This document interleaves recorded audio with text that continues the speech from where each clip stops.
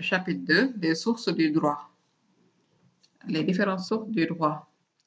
On distingue les sources directes et les sources indirectes. Les sources directes, on a la loi et la coutume. La loi au sens strict désigne une règle de droit ayant un caractère général, impersonnel, obligatoire, mais qui est élaborée selon une procédure législative. La procédure se déroule en plusieurs étapes. L'initiative des lois. L'initiative appartient au président et au Parlement. Si elle vient du gouvernement, on parle de projet de loi. Si elle vient du Parlement, on parle de proposition de loi. La discussion. Le texte préliminaire est transmis à l'Assemblée nationale et particulièrement à la Commission des lois pour étude. Les députés discutent sur les motifs et l'opportunité de la loi. L'adoption. Le vote se fait en séance publique et selon une majorité. S'il s'agit d'une loi constitutionnelle, la majorité est qualifiée, 3/5 des députés. Si la loi est organique, c'est à la majorité absolue, la moitié des députés plus 1. Si la loi est ordinaire, la majorité est relative. La promulgation et la publication. Pour que la loi entre en vigueur, il faut qu'elle soit promulguée par le président de la République et publiée selon un délai.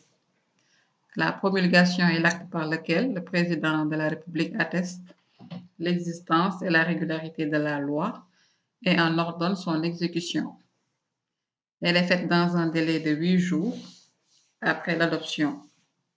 Si le président refuse de promulguer la loi, le président de l'Assemblée nationale la déclare exécutoire après saisine du Conseil constitutionnel. La publication de la loi est faite au journal officiel et a pour but de faire connaître la loi au public. Elle se fait dans un délai, selon la distance et les localités, entre 3 à 5 jours francs. À l'expiration de ce délai, on dit « Nul n'est censé ignorer la loi ». La loi obéit à une hiérarchie. Au sommet, on a la Constitution, les traités internationaux, la loi, les coutumes, les règlements. Le respect de la hiérarchie est assuré par 2 recours. Le recours pour excès de pouvoir devant la Cour suprême contre les décisions administratives qui ne sont pas conformes à la loi. Le recours au contrôle de constitutionnalité des lois devant le Conseil constitutionnel contre les lois et les traités ratifiés par le Sénégal non conformes à la Constitution. Le domaine de la loi. Il se distingue du domaine réglementaire. Cela veut dire que la loi n'est adoptée que par les députés et dans un certain domaine. Ce domaine recouvre les libertés individuelles, les successions, les régimes matrimoniaux, le droit du travail, le recouvrement des impôts, l'administration des collectivités locales, etc.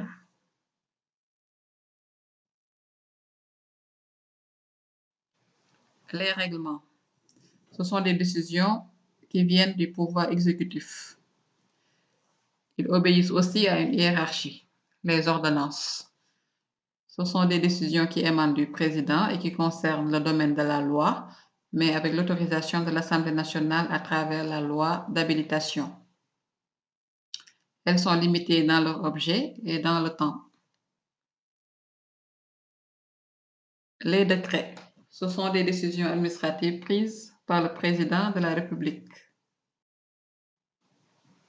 Les arrêtés, ce sont des décisions qui émanent des ministres, des préfets, des maires. Les traités internationaux, ce sont des accords signés entre les États ou entre les États et les organisations internationales. Le président de la République ou son ministre des Affaires étrangères ont le pouvoir de les négocier et de les signer.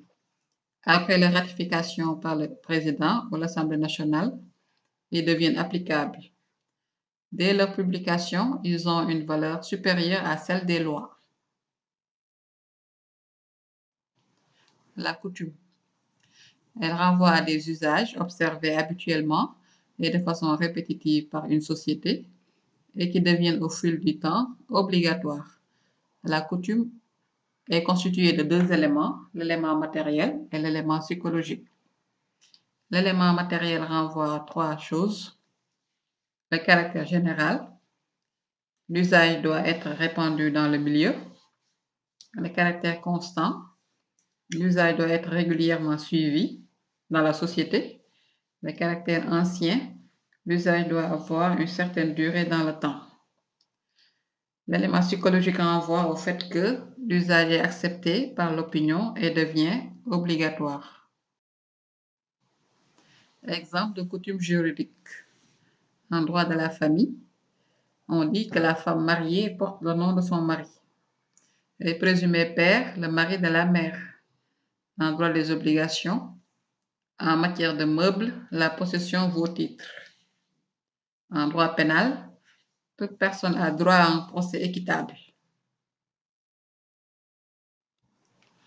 Les sources indirectes. Il s'agit de la jurisprudence et de la doctrine. La jurisprudence. Elle désigne l'ensemble des décisions rendues par les cours et tribunaux à l'occasion d'un procès.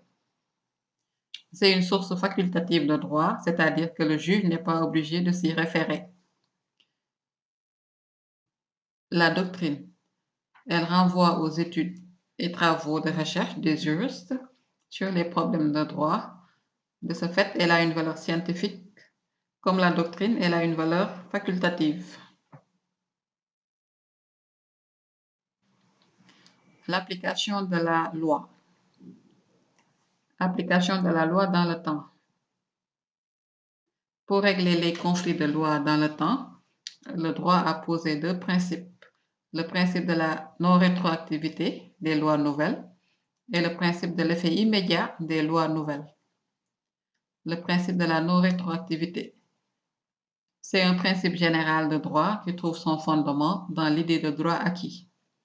Il signifie que les lois nouvelles ne modifient pas les effets des situations passées. Cependant, il y a des exceptions.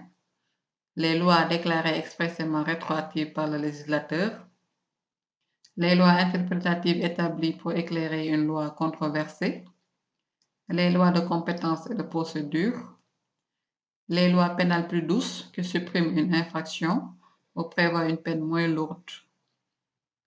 Elle ne s'étend pas aux infractions qui ont fait l'objet d'une condamnation définitive. L'effet immédiat des lois nouvelles. Ce principe signifie que la loi nouvelle doit s'appliquer immédiatement aux situations juridiques en cours et futures. Cependant, il y a une exception concernant le contrat.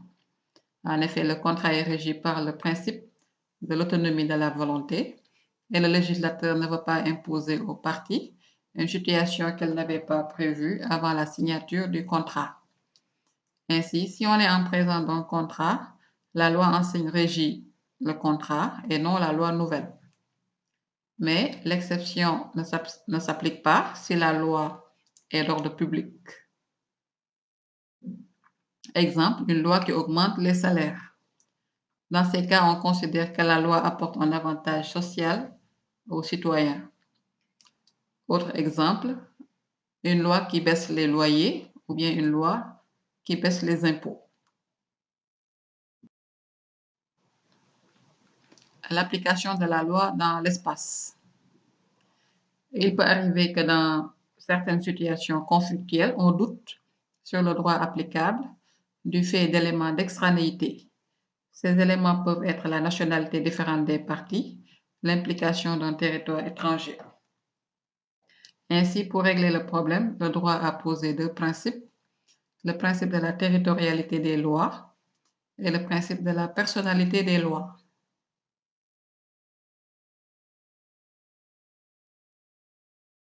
Le principe de la territorialité signifie que la loi du territoire s'applique à chaque fois qu'un territoire, même étranger, est impliqué.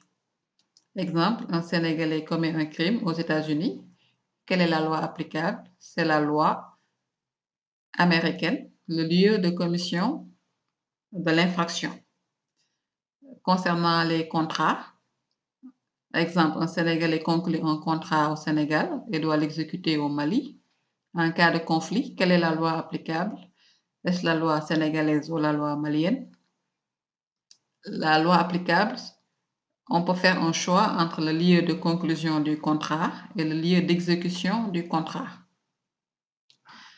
Concernant les immeubles, exemple, un immeuble situé en France fait l'objet d'un litige entre un Sénégalais et un Malien. En cas de litige, quelle est la loi applicable? Est-ce la loi française, la loi sénégalaise ou la loi malienne? La loi applicable est la loi du lieu de situation de l'immeuble, donc la France. Le principe de la personnalité des lois s'applique quand l'État et la capacité des personnes ayant cause. État civil, divorce, non. Dans ce cas, la loi donne aux étrangers la possibilité d'invoquer la loi de leur pays si elle est plus favorable.